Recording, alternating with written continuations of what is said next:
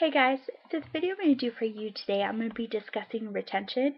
So I know that when you're studying, you want to make sure that you're studying and you're retaining as much of the information as possible because you're studying and you're probably going to need that for a test. So the first thing that I would say as far as retention is concerned is to create a study guide. Study guides are really important because it outlines all of the material that you have to learn and it kind of gives you a good basis as to how much you're going to have to study. And the other thing that it does is that it kind of has you measure how much you actually know already. So if you're finding that you have a really hard time and that all these terms seem very foreign to you and possibly the first time that you've ever heard them, you're going to need a little bit more time to study. So it's just kind of nice to know. The other thing that I would suggest would be index cards. So the reason why I like both of those methods together is because I find that that is the best way for me to remember things. Now I want to be very clear that I said that it's for me. Like that's the way that I learn the best. And I think that that's one of the things that I struggle with the most when I make these videos, that I know every student learns in a different way and different things work for different students.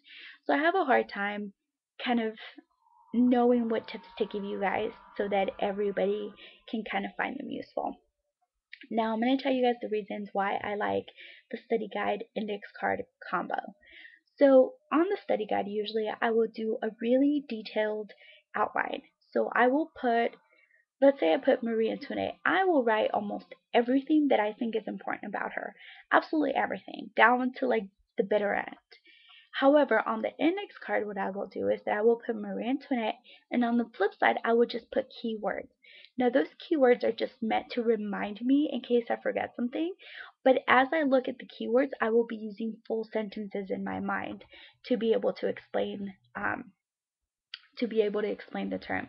Just because when you sit down to take your test, if you have key terms or you have terms and then you have essays, you want to be able to remember it in full sentence so that that is what you're going to be writing. So the way that you're studying in your mind and what you're studying is basically what's going to end up on paper when you take your test. So I find that together they're really useful. So the other thing that I would say about that is that this is a tip that I did in high school because I don't really remember ever studying that much when I was in elementary school. And like possibly I studied when I was in middle school, but I can't really remember how I studied. I think I kind of just winged everything and hoped for the best. Um, and in middle school, they give you tons of homework, so you're kind of tested on the homework. But I found that in high school, I realized that in order for me to learn and to learn a lot, I had to memorize. So that's when I started doing study guides. However, back then, the way I did study guides was that I would ask myself questions. So instead of writing out Marie Antoinette, I would be like, who was Marie Antoinette? And then I would answer in full sentences. And then on the flip side, I would like try to trick myself kind of. And then I would put who was the Queen of France, and then I would put the year so that I'm getting both sides of it. So that, however, takes a long, long time. I did that for a history class. I had freshman year and sophomore year because that class was really intense. But I found that it really helped me out. So if you need a tiny little extra help, I would say that that might work for you.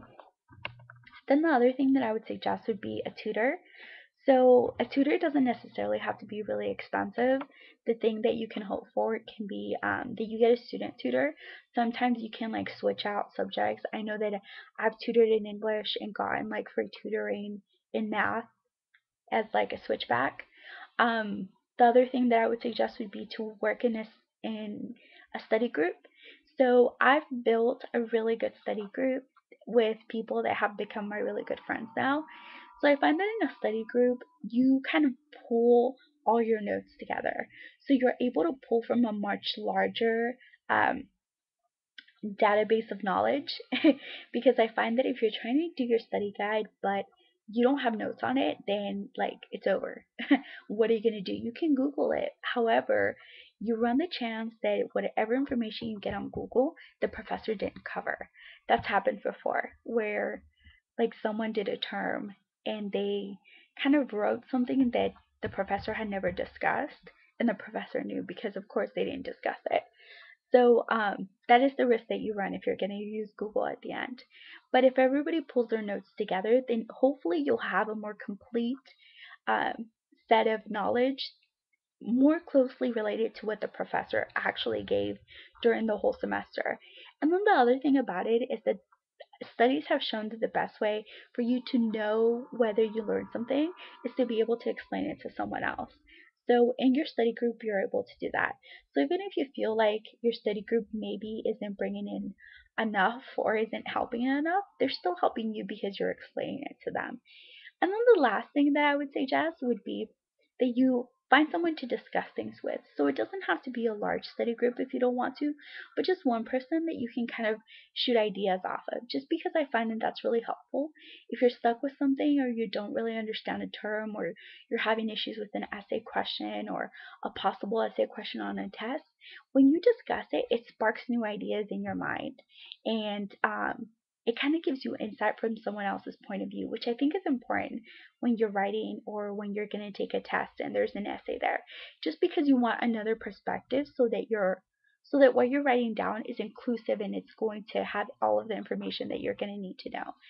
So I hope those tips help. Again, trying several different things always help. I think if you layer the methods that you study in, I think that that is the best way for you to learn. And then one more thing before I forget, make sure you give yourself enough time.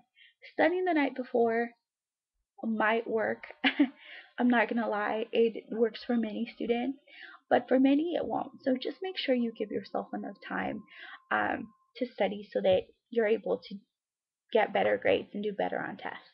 So I hope that helps, and I'll see you guys later. Bye.